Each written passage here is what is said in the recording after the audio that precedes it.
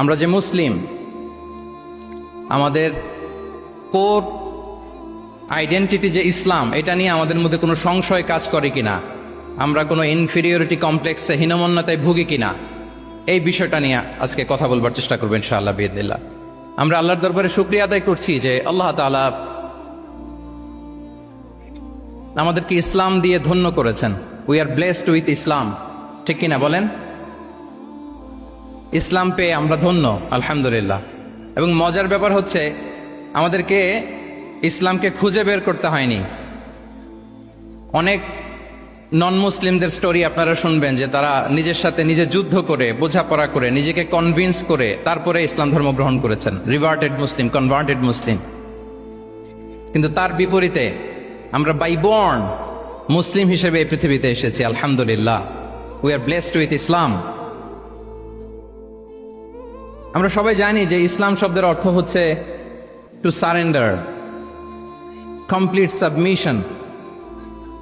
আল্লাহ তাআলার ইচ্ছার সামনে, আল্লাহ তাআলার আদেশের সামনে সারেন্ডার করা, নিজেকে ফুললি আল্লাহর কাছে সাবমিসিভ ওয়েতে প্রেজেন্ট করা, এটাই হচ্ছে ইসলাম। আল্লাহর আদেশের সামনে, আল্লাহর ইচ্ছার সামনে নিজেকে পেশ করা।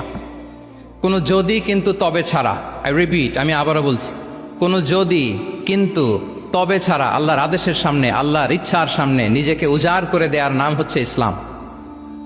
আল্লাহর ইচ্ছার সামনে, আদেশের সামনে নিজেকে উজাড় করে দেওয়ার নাম কি? ইসলাম।